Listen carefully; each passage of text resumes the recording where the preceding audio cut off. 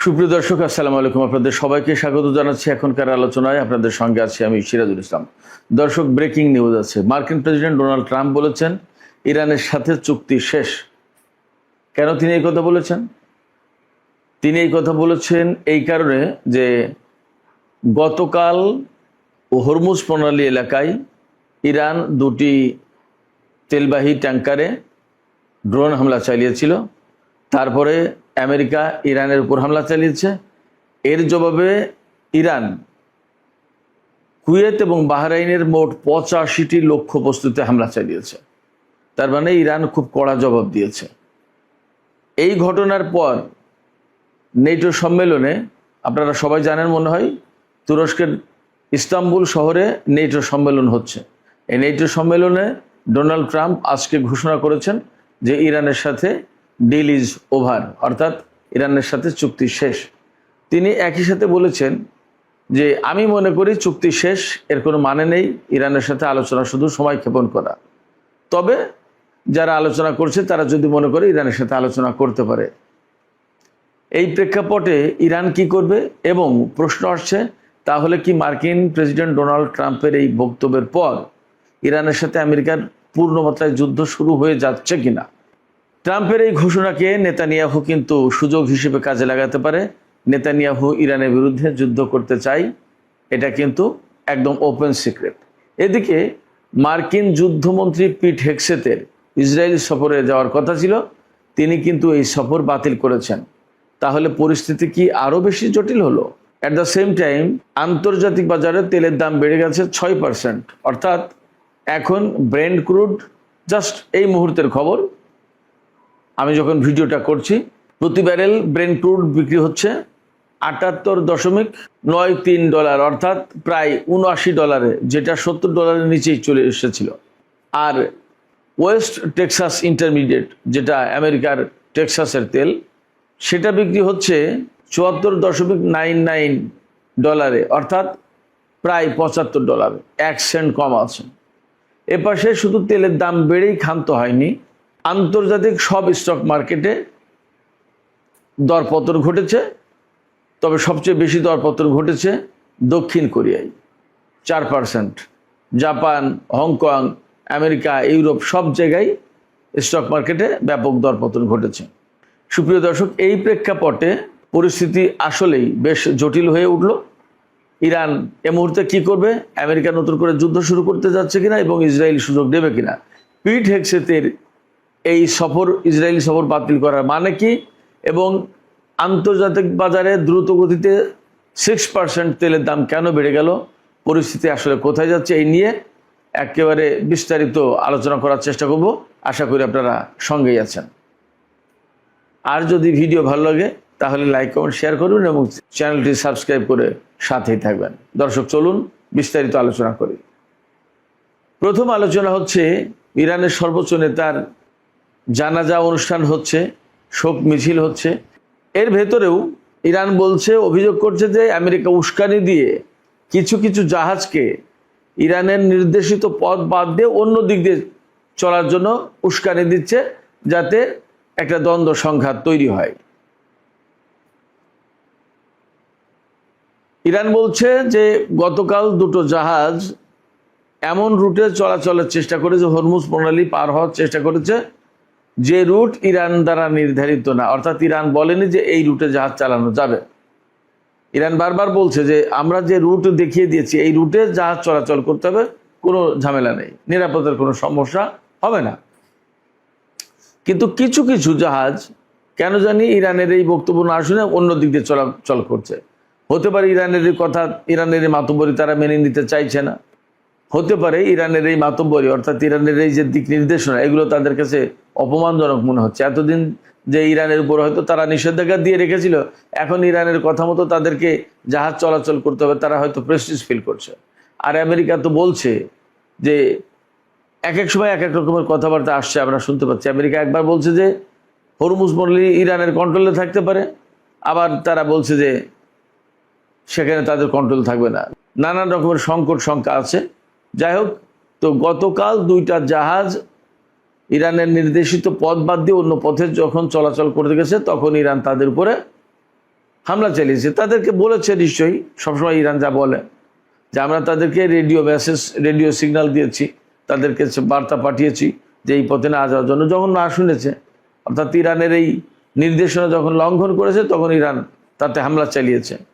এরপরে গত রাতে আমেরিকা ইরানের উপকূলীয় বিভিন্ন অঞ্চলে, বিশেষ করে বুশের, হরমুজগান প্রদেশ, এই সব জায়গায় হামলা চালিয়েছে।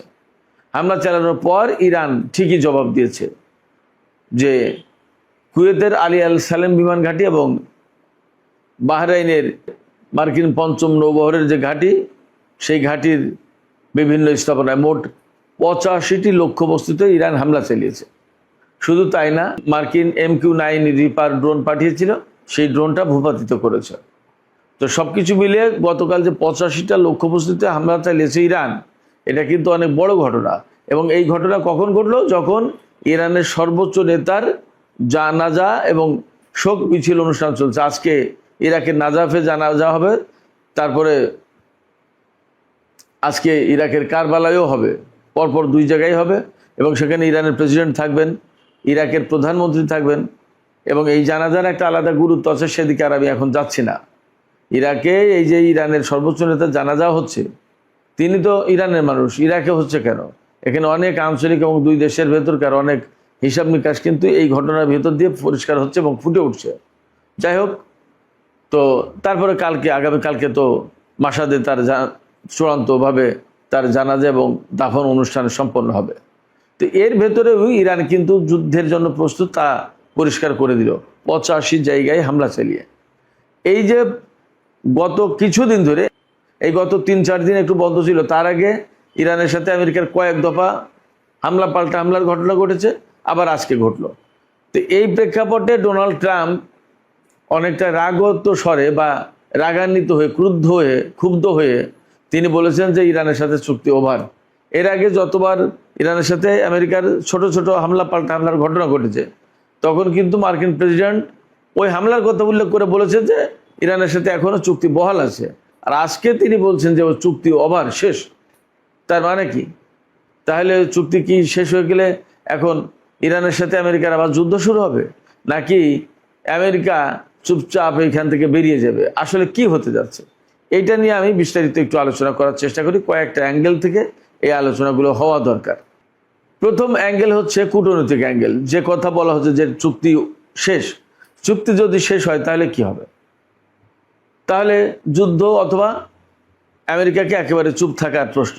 আমেরিকাকে যদি চুপ থাকতে হয়, তাহলে কিন্তু হরমুজ প্রণালী এলাকায় ইরান তার মতো করে কন্ট্রোল করবে। যদি ইরানের কন্ট্রোল না মানে, তাহলে আমেরিকাকে আবার নতুন করে এখানে, অর্থাৎ হরমুজ প্রণালী এলাকায় ব্লকেট দিতে হবে।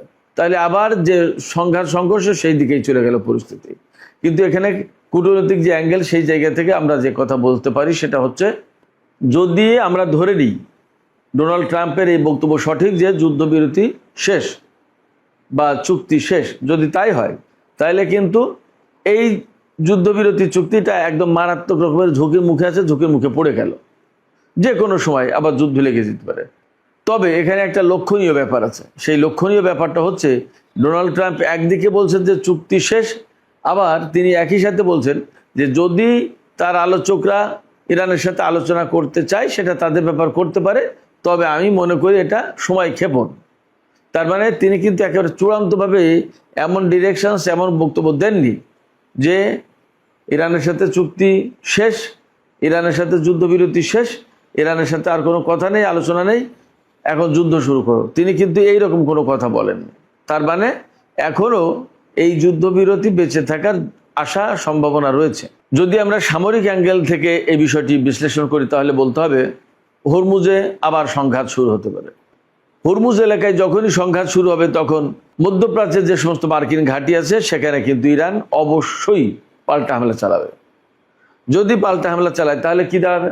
মার্কিন সরকারও ইরানের উপরে পাল্টা হামলার চেষ্টা করবে বা পাল্টা হামলা চালাবে।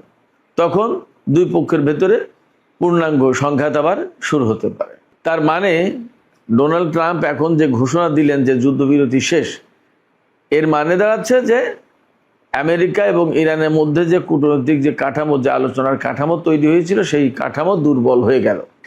আমরা যদি অর্থনৈতিক অ্যাঙ্গেল থেকে বিষয়টিকে বিশ্লেষণ করি তাহলে যা বলতে হবে সেটি হচ্ছে, এরই মধ্যে আন্তর্জাতিক বাজারে তেলের দাম বেড়েছে, আন্তর্জাতিক স্টক মার্কেট যে সমস্ত শেয়ার মার্কেট সেই জায়গায় দরপতন ঘটেছে। হরমুজ প্রণালীর উপরে বিশেষভাবে নজর রাখবে ব্যবসায়ীরা, কারণ হরমুজ প্রণালী এলাকায় যদি সংঘাত সংঘর্ষ ছড়িয়ে পড়ে অথবা ইরান যদি কন্ট্রোল আবার পূর্ণ মাত্রায় শুরু করে এবং এর বিপরীতে আমেরিকা যদি নতুন করে ব্লকেড আরোপ করে বা ব্লকেড সৃষ্টি করে, তাহলে কিন্তু তেল গ্যাসের চলাচল আবার সেই বন্ধ হয়ে যাবে। তখন তেলের দাম আরও বেড়ে যাবে, এলএনজির দাম আরও বেড়ে যাবে এবং এগুলোর সংকট দেখা দেবে বিশ্ববাজারে।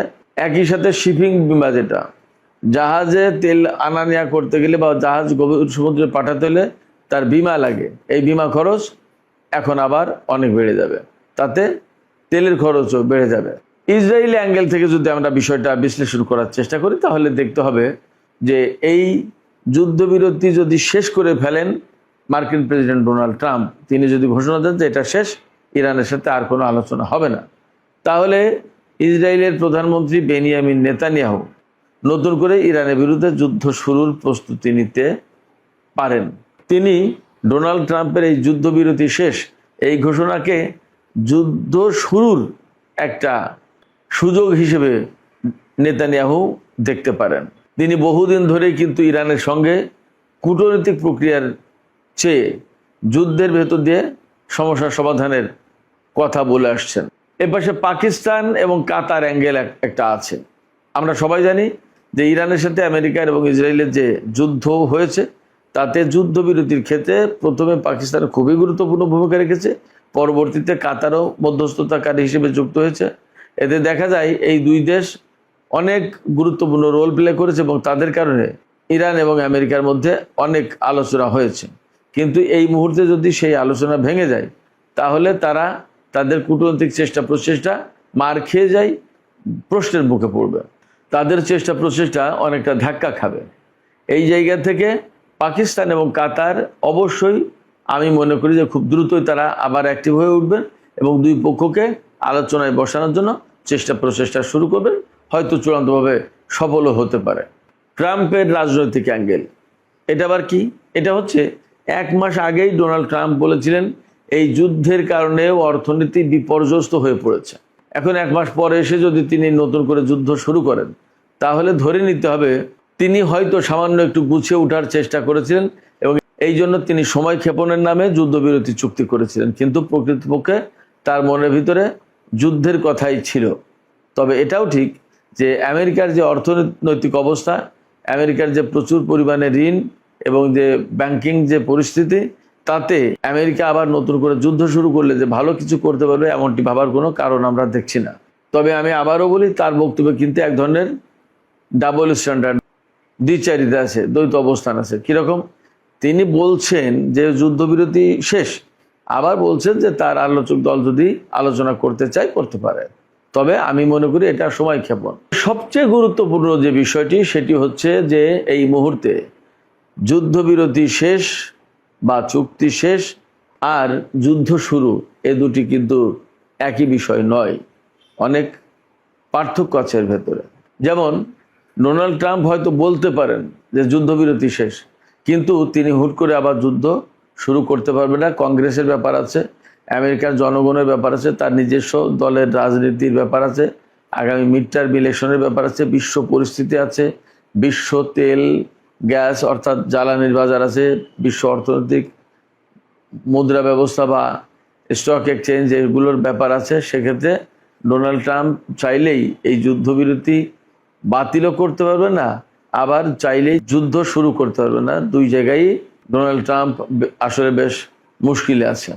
এদিকে আমি আলোচনার শুরুতেই বলেছিলাম মার্কিন প্রতিরক্ষামন্ত্রী বা যুদ্ধমন্ত্রী পিট হেগসেথ ইসরায়েল সফরে আসতে চেয়েছিলেন আজকে বলতে আজ 8ই জুলাই বুধবার, কিন্তু তিনি সেই সফর ক্যান্সেল করেছেন। তার মানে হচ্ছে তিনি ইসরায়েলে আর আসছেন না। এর মানে কি এই যে তিনি যুদ্ধ পরিকল্পনা বা যুদ্ধ শুরু করার বিষয়টি তদারকি করবেন ওয়ার রুমে থেকে। এদিকে আরেকটা ব্যাপার আছে, ইউরোপীয় ইউনিয়নভুক্ত যে সমস্ত দেশ তাদের ইউরোপীয় এয়ারলাইন্স এজেন্সি তারা ইরাক, ইরান এবং লেবাননের আকাশসীমা দিয়ে বিমান চলাচলের ব্যাপারে সতর্কতা জারি করেছেন। তারা বলেছেন এই ইউরোপের যে সমস্ত এয়ারলাইন্স তাদের বিমান অপারেট করছে তারা যেন এই মুহূর্তে ইরাক, ইরান বা লেবাননের আকাশসীমা দিয়ে বিমান পরিচালনা না করে। তার মানে একটা যুদ্ধের আশঙ্কা মনে হচ্ছে দানা বেঁধে উঠছে। তো সুপ্রিয় দর্শক, এই জায়গায় সর্বশেষ প্রশ্ন দেখা দিচ্ছে যে ইরানের সর্বোচ্চ নেতা যখন জানাজা বা দাফনের কর্মকাণ্ড প্রায় শেষের পথে, তখন ইরান এবং আমেরিকার মধ্যে বেশ ভালো রকমের সংঘাত হলো এবং নতুন করে উত্তেজনা ছড়িয়ে পড়লো। সেক্ষেত্রে ইরান কি এমন ছিল কিনা যে সর্বোচ্চ নেতার জানাজা এবং শোক মিছিল আর দাফন অনুষ্ঠানের পরেই প্রয়োজনে ইরান আমেরিকার বিরুদ্ধে যুদ্ধ করবে? ব্যাপারটা কি এরকম কোনো বিষয়, নাকি আসলে কাকতালীয়ভাবে বা ঘটনাক্রমে এই ঘটনা ঘটে যাচ্ছে, তাই ইরানকে আবার নতুন করে পাল্টা ব্যবস্থা নিতে হচ্ছে?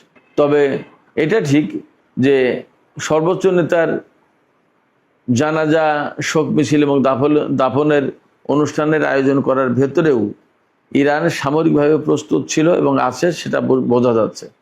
এবং গতকাল ইরানের জাতীয় সংসদের স্পিকার বাকের কলিবাফ বলেছিলেন যে ইরানের সর্বোচ্চ নেতা শহীদ আয়াতুল্লাহ আলী খামেনিকে যারা শহীদ করেছে তাদেরকে অ্যারেস্ট করা হবে এবং তাদেরকে শাস্তির মুখোমুখি করা হবে। আবার আজকেও ইরানের সামরিক বাহিনী দেখলাম বিবৃতি দিয়েছে যে কোনো রকমের ভুল হিসাব নিকাশ করলে তার কঠিন এবং তাৎক্ষণিক জবাব দেওয়া হবে।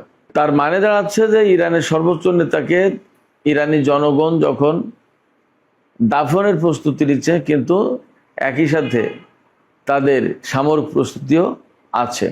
এবং আমরা এর ভিতরে দেখতে পাচ্ছি ইরানের বিভিন্ন শহরে আমেরিকার সাথে আলোচনা না করে বরং তাদের সাথে যুদ্ধের ভেতর দিয়ে বিষয়টি ফয়সালা করার জন্য ব্যাপকভাবে বিক্ষোভ মিছিল হয়েছে। তো এই পরিস্থিতিতে ইরান সরকার কি করবে, ইরান সরকার কি ধরনের সিদ্ধান্ত নেবে, সেটাও কিন্তু একটা বড় বিষয়, দেখার বিষয়। তো সুপ্রিয় দর্শক, এখনকার আলোচনা এখানে শেষ করতে চাই। যাবার আগে আমি আপনাদের কাছে মন্তব্য জানতে চাই যে ডোনাল্ড ট্রাম্প যে ঘোষণা দিলেন যে যুদ্ধবিরতি শেষ, আসলে কি ইরানের সাথে আমেরিকা নতুন করে যুদ্ধ শুরু করতে যাচ্ছে, নাকি এটা ইরানকে এক ধরনের হুমকি দিয়ে তাদেরকে আলোচনা টেবিলে বসে তাদের কাছ থেকে বড় রকমের ছাড় আদায়ের চেষ্টা করছে? সুপ্রিয় দর্শক, আপনাদের মতামত জানিয়ে কমেন্টে লিখতে পারেন। আর ভিডিও ভালো লাগলে আবারও বলি, লাইক, কমেন্ট, শেয়ার করে সাথেই থাকবেন। দর্শক, আপনাদের সবাইকে অনেক অনেক ধন্যবাদ।